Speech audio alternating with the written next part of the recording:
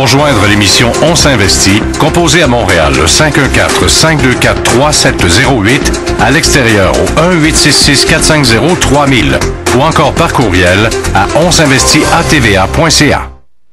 Alors, on se transporte dans le domaine de la technologie de l'information, mais vous allez voir qu'on va aller dans le très pointu, mais très essentiel. Et on vous fait découvrir aujourd'hui Kelvin MTech, qui est une firme d'ingénierie, en fait, spécialisée en mécanique et électricité. Là, on va voir tout ça en détail et j'accueille le président de cette compagnie, M. Michel Chartier. Bonjour, M. Chartier. Bonjour, Mme Lemieux. Expliquez-nous ce que vous faites. D'abord, une compagnie quand même qui est installée depuis longtemps au Québec. Parlez-nous de l'entreprise. Kelvin MTech, maintenant 15 ans. On a été fondés, les deux fondateurs initiaux, moi et un de mes partenaires, Éric Stéphane, qui est directeur général présentement. On est issu de Bell Canada. Et on avait une spécialité qui était vraiment les compagnies de télécommunications et toutes les infrastructures critiques. Donc, tout ce qui touchait les alimentations électriques, les systèmes de batterie, les génératrices, pour faire en sorte que Bell Canada ne tombe jamais.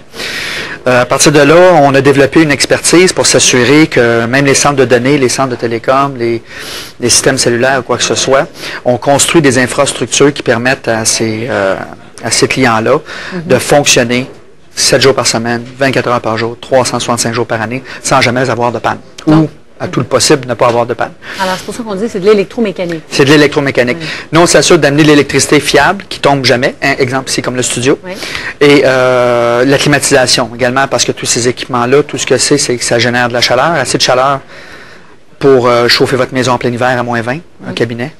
Et on s'assure d'avoir les meilleurs rendements, la meilleure efficacité, puis être de plus en plus green. Aujourd'hui, il faut être de plus en plus vert. Donc, de faire en sorte, c'est un petit peu le communiqué de presse de CGI qui est sorti ce matin, c'est qu'on a réussi à rendre leurs infrastructures en faisant des améliorations assez importantes et d'envergure dans leurs deux sites de Montréal principaux pour faire en sorte de les rendre plus verts et qu'il y ait des économies de coûts et des économies d'énergie. Et dans le fond, c'est ça, là, les rendre ces installations-là plus vertes, c'est en matière d'économie d'énergie. En matière d'économie d'énergie. Consommer moins d'électricité. Exact.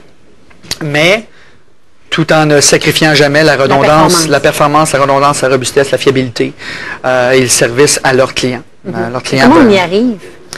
Quelle est la recherche et le développement qui se fait là, dans ce domaine-là pour arriver à rendre ces installations plus vertes? Plus vertes, c'est majoritairement le type de climatisation qu'on va faire. Donc, ici à Montréal, on a quand même une situation assez privilégiée. On va faire beaucoup de ce qu'on appelle de refroidissement gratuit. Donc, on va avoir des installations qui, l'hiver, vont faire en sorte que si j'ai du froid dehors, je vais faire des installations qui vont faire en sorte que je vais utiliser ce froid-là pour refroidir l'intérieur de ma maison. C'est un petit peu comme si chez vous, vous aviez votre frigidaire, puis l'hiver, vous décidez de, je vais le débrancher, mais je vais mettre un conduit directement à l'extérieur à la place. Pour profiter de l'air froid. Exactement. C'est un petit peu ce principe-là qu'on fait, mais avec des systèmes qui nous isolent totalement de l'extérieur. Il faut tout le temps être isolé de l'extérieur. Le but des installations électromécaniques des data centers, c'est d'être totalement autonome de tout ce qui se passe à l'extérieur. Donc, d'Hydro-Québec ou des fournisseurs de gaz, quoi que ce soit, on se déconnecte. On doit être capable de fonctionner ad vitam aeternam, de façon totalement indépendante de tout ce qui est extérieur. D'où le principe que l'on construit une forteresse. On se protège de tout ce qui est à l'extérieur. La forteresse comprend naturellement des génératrices, des systèmes de batterie, deux fibres qui vont rentrer, un petit peu tout pour faire en sorte que on roule tout seul, puis la forteresse protège le château fort, donc les data centers ou les centres de télécommunications pour Bell ou pour Rogers ou pour les autres. Puis, on s'assure que plus on fait une forteresse épaisse, plus on la fait haute, plus on va être capable de protéger. Qui sont vos clients? Parce qu'évidemment, naturellement, bon, bien sûr, vous dites que vous êtes issu de Bell, on pense au secteur des télécommunications, vous avez fait référence au studio ici. CGI, ça semble être des associations ou des partenariats assez naturels. Mais qui sont vos autres clients? Il doit y avoir tout un potentiel de marché? Oui, il y a un énorme potentiel parce que principalement, il n'y a plus de compagnie aujourd'hui qui peut fonctionner sans centre de données, sans centre informatique, sans salle informatique. Principalement, on est issu des télécoms et de la des salles informatiques. Donc, nos clients, c'est CGI, c'est Rogers, c'est Bell Canada.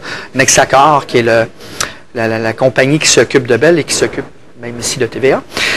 Les compagnies Radio-Canada, TVA est un de nos clients également. TELUS, Canix, iWeb, que vous avez rencontré un peu plus tôt cette semaine. D'ailleurs, c'est nous qui avons fait leurs infrastructures à l'île des Arts pour pour leur data center. Donc, un petit peu de tout. Puis là, on est en approche avec Q9 à Toronto, avec les banques. Est-ce qu'il y a un autre marché possible à l'extérieur de celui des télécommunications qui peuvent être desservis par votre compagnie? Je ne sais pas, je pense aux biotech, par exemple, ou tous les domaines qui sont amenés à faire énormément de recherche et développement informatique et de développer des outils. En fait, notre créneau, on n'a jamais fait de gouvernemental. On n'a jamais fait. Pour des raisons qu'on n'avait pas besoin d'en faire à l'époque. On a tout été dans le privé, mais là, on commence à faire des hôpitaux, des centres de données à l'intérieur des hôpitaux, qui sont les enfants pauvres de tout ce qui existe en informatique. C'est assez incroyable. Et on est en train de refaire des centres de données à l'hôpital Sainte-Marie. Je suis en train de faire une étude à l'hôpital de Châteauguay, Anna-Laberge. Et également avec la GRC. On est en train de faire on a fait une étude complète pour leur data center et on a des projets qui vont s'en venir découler de ça. On est présentement en train de travailler avec SNC-Lavalin pour un gros projet qui va sortir incessamment là, pour le SCRS, le centre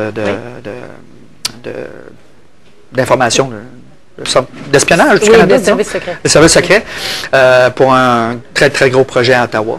Donc, on fait des associations de façon naturelle avec des clients et avec d'autres firmes d'ingénieurs, que ce soit TechSult, Icon, pour des gros projets où ils ont une partie très, très spécialiste de centre de données ou de génératrice ou d'alimentation sans interruption et ils vont venir nous chercher de façon naturelle. On est en train d'en faire un présentement à Pratt & Whitney.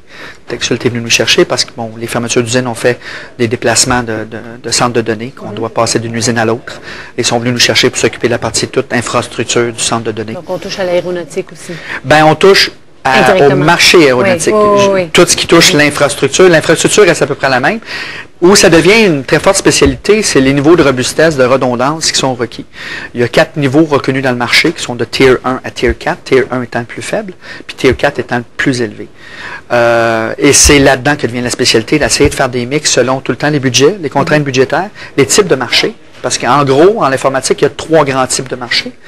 Tu as le marché utilitaire pour soi-même. Donc ça, c'est les banques. Les banques qui ont leur propre centre de données, Banque de Montréal, Banque Royale, qui, eux, vont se faire une infrastructure excessivement, ou Visa, quoi que ce soit, extrêmement robuste pour leurs besoins parce qu'ils vont transiger 10 000 transactions à la seconde, des choses comme ça, comme le Visa International qui a construit dernièrement.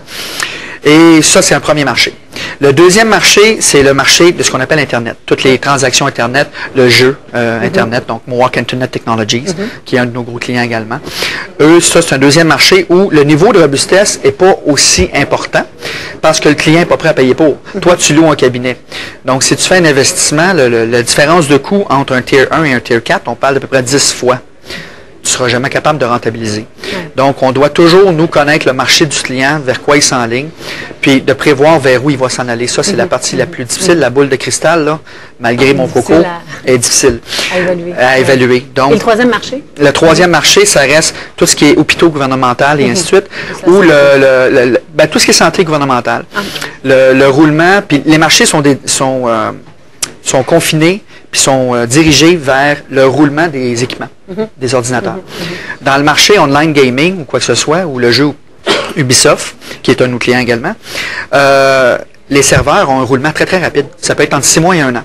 Parce que plus le serveur va être performant, plus il va y avoir de transactions sur Internet, plus il va y avoir de joueurs, plus ils vont faire de l'argent. Le gouvernement, c'est non. J'ai mon serveur, puis je vais l'utiliser jusqu'à la corde. En tout cas, on comprend qu'il y a tout un potentiel de marché. Vous êtes combien actuellement chez Kelvin MTech? 43. Basé au Québec. Et on a un bureau à Toronto. À Toronto. Vos affaires sont principalement au pays? Principalement au pays, oui. On fait des études pour CGI ou pour d'autres clients à l'extérieur du pays, bon, que ce soit en Europe, aux États-Unis, en Asie, pour des besoins spécifiques qu'ils vont nous envoyer. On veut acquérir un site là-bas. Est-ce que tu peux aller voir de quoi ça a l'air? Vos perspectives, votre vision, est-ce que c'est de dépasser, de sortir des frontières du Canada? Oui. Et oui. Indirectement, le contrat avec CGI va nous pousser un peu à le faire. On est en train de regarder avec eux. Bon, on a Toronto, il y a Ottawa qui s'en vient incessamment au début mars.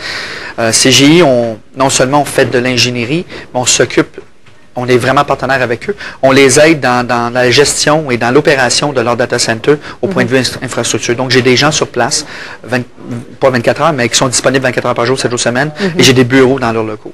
Et là, mis à part Ottawa, après ça, ils veulent peut-être qu'on s'en aille vers Phoenix, en Arizona, pour un de leurs data centers. Donc, beaucoup de perspectives. Et avec ces ambitions, évidemment, de devenir plus vert avec le temps, certainement des portes d'entrée assez incroyables pour votre compagnie. Michel Chartier, président donc de Kelvin MTech, merci beaucoup d'avoir été avec nous. Merci beaucoup. Et restez avec nous, mesdames et messieurs, on poursuit après la pause en répondant à vos questions.